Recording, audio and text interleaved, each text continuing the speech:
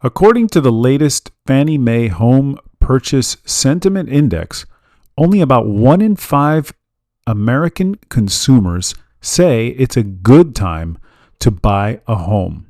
All right, before we get into the numbers, here's what this index really is. It's called the Fannie Mae Home Purchase Sentiment Index. I really like it a lot. It's Fannie Mae's monthly read on how consumers feel about the housing market. It's a sentiment gauge. It's based on a national survey. So essentially, they send this survey out and they ask folks several questions. Questions like, is it a good time to buy or sell? Where are home prices going? Where are mortgage rates going? How confident are you in your job? So we're not looking at listing data. We're not looking at price data. We're not looking at sales data. It's a sentiment gauge. There's others out there. I'm sure you've heard of the Michigan Consumer Sentiment Gauge. That's another one, that looks into sort of how consumers feel about purchasing and buying goods and services. So this one, I like this one because it's tied to the housing market and it's specific to housing, and it gives you that sort of what do people actually feel. So the index runs on a 0 to 100 scale. 0 obviously being extremely negative sentiment. 100 is extremely positive sentiment. So it's like a confidence score.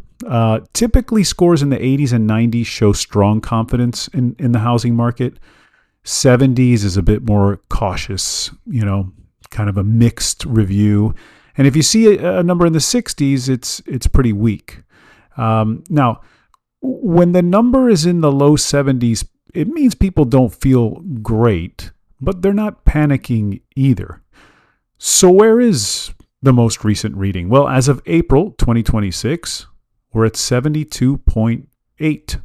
Now, that's based on March 2026 data, but it's released in early April. So it's pretty recent. It's a low score. Now, I like to look at this reading because I think it's a direct reading on buyer and seller psychology. And I think it's a good forward-looking sort of mechanism expectation. This is the type of stuff that you get what people feel before they act.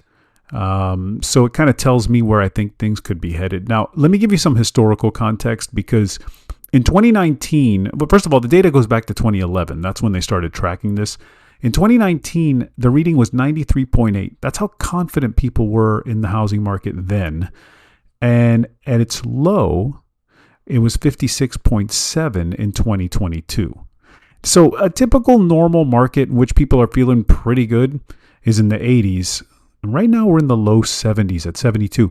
So we're well below what I'd call the norm for confidence in the real estate market. All right, let's go through the core breakdown. So here were the questions and here's how people answered it. And remember, it's a survey. Okay, so is it a good time to buy? Only 21% of the survey responders said yes on whether it's a good time to buy real estate. 79% said no. That's really, really weak buyer sentiment. That part of the survey scored extremely poorly. Good time to sell, 63% yes. So sellers sounded pretty confident, right? Homeowners that took the survey said, a little over 6 out of 10 said, sure, I think it's a great time to sell. Okay, home price expectation. So 40 to 45% thought prices are going to rise. I don't know why they gave me a range, but they did. 40 to 45% expect prices to rise. So I'm assuming there were some incomplete responses or some responses that weren't recorded, but that's how they gave it. Now, let's just go with halfway, right in the middle of that. So let's say 42.5. So let's say 42.5% expect prices to rise. Interesting. Okay. I thought it would have been maybe lower than that. Mortgage rate expectations. So it was pretty much split across the board. A few more people expect mortgage rates to rise, but it was almost split. Half thought mortgage rates would rise, half thought mortgage rates would fall, but maybe a few more people thought it would rise. And pretty much everybody gave the thumbs up on job security, that they felt very secure in their jobs. And they asked that question because if you don't, it could cause forced selling. It could cause selling, because you have to, because you just need the money, right? But if people are secure in their jobs, which makes sense, we've got unemployment rates sitting at around 4.3% right now. So I would think people feel pretty secure. All right. Now, so if you look at this holistically, right, you got 1 in 5 buyers actually feel good about buying. That's it. 1 in 5 buyers. But you got sellers who feel pretty confident. And yet, you have most responders think that prices are going to rise. Okay, rise, right? Now, I don't know about you, but if I think prices are going up, wouldn't I want to buy? Kind of doesn't make sense. 1 in 5 buyers feel good about buying, which is low, which is like not many, but yet they think prices are going to go up. So this tells me something, right? This tells me that people probably want to buy, but they just can't afford to do it. I don't think it's a lack of interest in this market. I think people want to buy. I just think they can't. I just think it's a lack of affordability. And so buyers feel really negative. They put an answer like, no, this is not a good time to buy because I can't afford to buy, right? Not because they're feeling bad about the market, not because they don't feel bearish about the housing market. They're just priced out, right?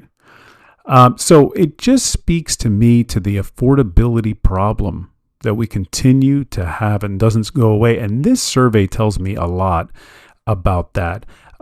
This is about confidence. This is about affordability, right? And this is about buyers who just think, I'm just going to wait. Things are just, I just can't. I got to wait probably for rates to come down because apparently I don't necessarily think prices are going to come down. Sellers feeling pretty good. That makes sense. Okay. But what happens? What is the other thing that happens when you see these types of responses? Well, it kind of makes sense as to why transaction is so low, right? Transaction volume, right? Buyers, if they don't feel like buying, well, buyer demand is low. And so they're not going to buy. And so you're going to get low volume. And that's what we're seeing, right? We're seeing historically low transaction rates, low pending sales, but prices still holding up. So can you imagine what might happen if interest rates actually come down in a meaningful way? I mean, this is some serious pent-up demand that is, to me, inevitably, going to come to fruition. It's just a question of when, but it just can't. It's just pent up and it's holding. So it's not that buyers are gone. They're just priced out. They're there. They want to buy, but they're just too hesitant right now because they just can't, right?